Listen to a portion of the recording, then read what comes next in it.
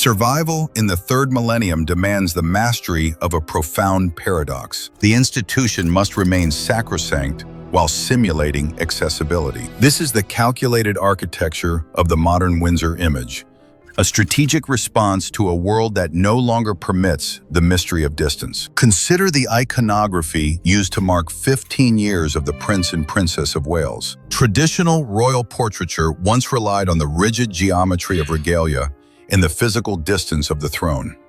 Today, that distance is replaced by the semiotics of the mundane. Princess Charlotte's unpolished aesthetic and the princess's choice of everyday attire are not accidental choices. They are deliberate signifiers. These elements bridge the chasm between a 1,000-year-old lineage and the contemporary household.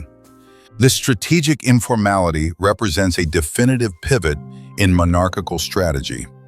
While other branches of the family have opted for a highly curated, cinematic sheen, the heirs to the throne have embraced the performance of normalcy. One is a visible production. The other is a sophisticated exercise in continuity. The presence of nature and the unscripted energy of the children humanizes the line of succession. This is a necessary evolution.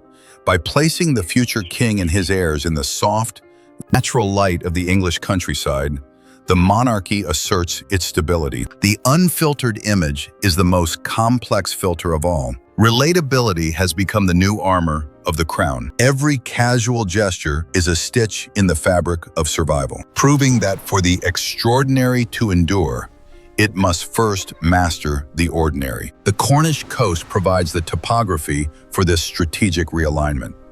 April 29, 2026, transcends the typical calendar milestone. It marks 15 years of a union that has transitioned from a romantic narrative into the central structural pillar of the modern British state. Matt Porteous captures a composition devoid of traditional finery. The Prince and Princess of Wales stand with their heirs, George, Charlotte, and Louis, framed by the organic textures of the shoreline. Bare feet on the grass act as semiotic anchors. They reject the ethereal isolation of the past in favor of a visceral connection to the realm. This portrait functions as a silent communique on the health of the dynasty. In the wake of the princess's recovery and sustained remission, the imagery prioritizes the endurance of the lineage over the inherent fragility of the individual. The crown is broadcasting its biological continuity. Succession is no longer a theoretical concept. It is a visible, maturing reality. George, Charlotte, and Louis are the living metrics of time's passage. Their development signals an inevitable momentum. The institution is not merely surviving, it is recalibrating. By retreating from the ancestral gold of the staterooms to the raw elements of the coast, the House of Windsor reinforces its foundational strength. This is the sophisticated architecture of the third millennium. Power now resides in the mastery of the private sphere. The ordinary has become the ultimate defense of the extraordinary.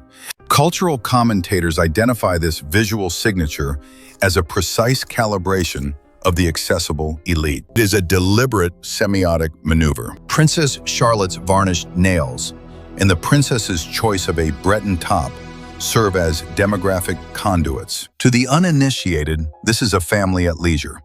To the historian, it is the strategic deployment of a relatable sovereign. This pivot is essential in an era where psychological distance invites institutional resentment. This architecture of the mundane gains its full weight only when contrasted with the alternative paradigm established in California. The Duke and Duchess of Sussex have pioneered a divergent philosophy of presence.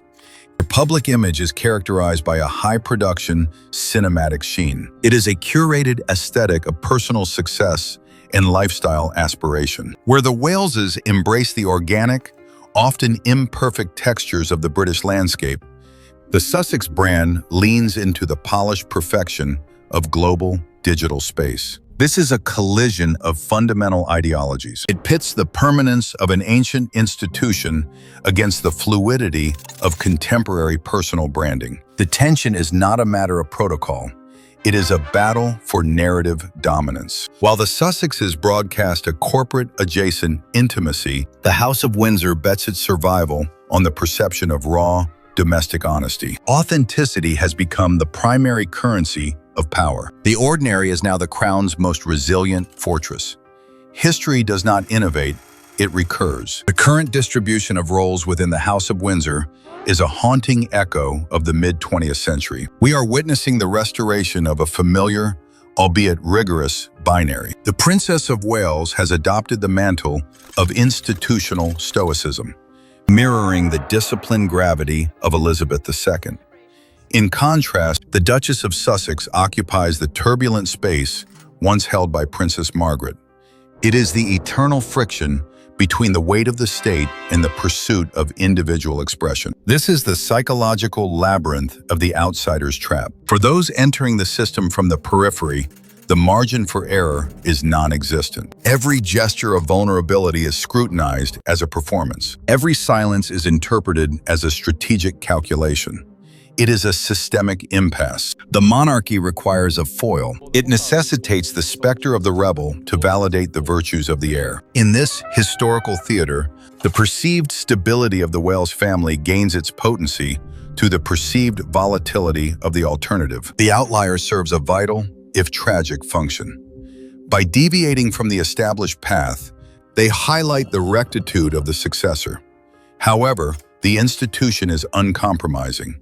To preserve the central structure, the outlier must eventually be transitioned to the margins. Such a distance is not a personal failure. It is a structural requirement. The Crown prioritizes the institution over the individual. The cycle of the spare remains an unbroken, heavy mechanism of statecraft. History repeats with surgical precision. The 1936 constitutional fracture was not mended by political decree, but through a radical reimagining of the sovereign image. Following the abdication of Edward VIII, the institution faced an existential void. The response was the calculated elevation of the York family. King George VI survived by retreating into the sanctuary of the domestic. He replaced his brother's dangerous, curated charisma with the unshakable perception of a family at home. This was the birth of the middle-class monarchy. While the Duke and Duchess of Windsor cultivated a brittle, cinematic glamour in French exile, the new king was photographed in the gardens of Royal Lodge. He was surrounded by his daughters and his dogs. He was relatable. He was safe. The contemporary imagery released by the Prince and Princess of Wales is a sophisticated archival echo. It is a direct citation of this 1936 survival protocol. When the sanctity of the throne is threatened by internal volatility or the shadow of departure, the crown invariably returns to its most potent defense, the tableau of the hearth. Strategic use of the English landscape serves as a silent rebuke to the curated aesthetics of the periphery. It prioritizes the endurance of the collective over the aspirations of the individual. Legitimacy is no longer found in the crown jewels. It is found in the soil. This is the weaponization of the ordinary. The institution has realized that to remain eternal, it must first appear essential. The cost of this visual triumph is the systematic dismantling of the royal mystery. Walter Bagehot's 19th century warning has been ignored. To let daylight into the magic is to invite its dissolution. Today, the daylight is an inescapable floodlight.